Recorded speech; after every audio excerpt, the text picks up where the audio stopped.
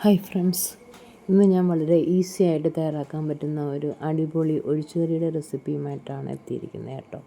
വളരെ പെട്ടെന്ന് തന്നെ തയ്യാറാക്കി എടുക്കാൻ പറ്റുന്ന ഒരു ഒഴിച്ചുകറിയാണ്. അപ്പോൾ ഇത് തയ്യാറാക്കാനായിട്ട് ഞാൻ പൈനാപ്പിളാണ് എടുത്തിരിക്കുന്നത് കേട്ടോ. ഒരു പൈനാപ്പിളിൻ്റെ പകുതി അരിഞ്ഞെടുത്തിട്ടുണ്ട്. ഇപ്പോൾ പൈനാപ്പിളൊക്കെ ധാരാളമായി കിട്ടുന്ന സീസണാണല്ലോ. ഒരു പൈനാപ്പിളിൻ്റെ പകുതി ചെറുതായിട്ട് അരിഞ്ഞെടുത്തിട്ടുണ്ട്.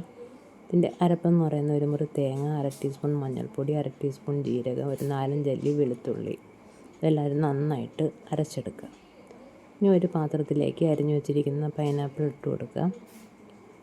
ഒരു 4-5 പച്ചമുളക്, ചെറിയ പച്ചമുളകാണ്, കുറച്ച് കറിവേപ്പിലയും കൂടി ഇട്ട് അതിലേക്ക് ഒരു 1/4 ടീസ്പൂൺ മഞ്ഞൾപ്പൊടി, 1/2 ടീസ്പൂൺ മുളക് പൊടിയും കൂടെ ചേർത്ത് കൊടുക്കുന്നുണ്ട്. അതിനുശേഷം ആവശ്യത്തിന് ഉപ്പ് കൂടെ ചേർത്ത് കൊടുക്കുക. അതിനുശേഷം പൈനാപ്പിൾ വേകാൻ ആവശ്യമായ വെള്ളവും കൂടെ ചേർത്ത് നമുക്ക് നന്നായിട്ടൊന്ന് മിക്സ് ചെയ്യാം.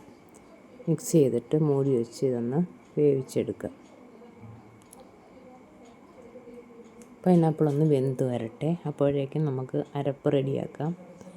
ആദ്യം ഞാൻ അരപ്പ് അരച്ചെടുത്തിട്ടുണ്ട്. ഈ അരപ്പിലേക്ക് 1 കപ്പ് തൈരാണ്, നല്ല കട്ട തൈര്, പുളിയുള്ള തൈരാണ് കേട്ടോ ചേർത്ത് കൊടുത്തിരിക്കുന്നത്. ഇതും കൂടെ ചേർത്തൊന്ന് അടിച്ചു വയ്ക്കുക. ഇനി നമുക്ക് പൈനാപ്പിൾ വെന്തോ എന്ന് നോക്കാം. പൈനാപ്പിൾ നോക്കിയപ്പോൾ വെന്തിട്ടുണ്ട്. പിന്നെ നമുക്ക് അരച്ചു വച്ചിരിക്കുന്ന അരപ്പ് ഇതിലേക്ക് ചേർത്ത് കൊടുക്കാം. ഇനി നമുക്കിതെല്ലാം മിക്സ് ചെയ്തതിന് ശേഷം ആവശ്യത്തിന് വെള്ളവും കൂടെ ചേർത്ത് കൊടുക്കാം. കുറച്ച് കട്ടിയുണ്ട്, അപ്പോൾ ഇനി കുറച്ച് അരപ്പ് വെള്ളം കൂടെ ഇതിലേക്ക് ചേർത്ത് കൊടുക്കുന്നുണ്ട്. ഇതും കൂടെ ചേർത്ത് നന്നായിട്ടൊന്ന് മിക്സ് ചെയ്തെടുക്കാം. മിക്സ് ചെയ്തതിന് ശേഷം ഉപ്പ് നോക്കാം. ഞാൻ ഉപ്പ് നോക്കിയപ്പോൾ അല്പം ഉപ്പ് കുറവായിട്ട് തോന്നി. അപ്പോൾ കുറച്ച് ഉപ്പ് കൂടി ചേർത്ത് കൊടുക്കുന്നുണ്ട്. കൊടുത്തതിന് ശേഷം നന്നായിട്ടൊന്ന് മിക്സ് ചെയ്ത് കൊടുക്കുക. മിക്സ് ചെയ്തതിന് ശേഷം ഒരു ചെറിയ തിള വരുന്നവരെ നമുക്കൊന്ന് തിളപ്പിച്ചെടുക്കാം. ഇനി നമുക്കിതൊന്ന് മൂടി വെച്ച് കൊടുക്കാം.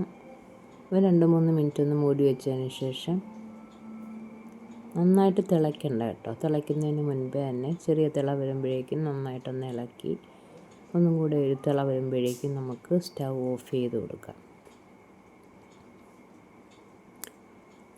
ഒന്നുകൂടെ തിളച്ച് വരട്ടെ.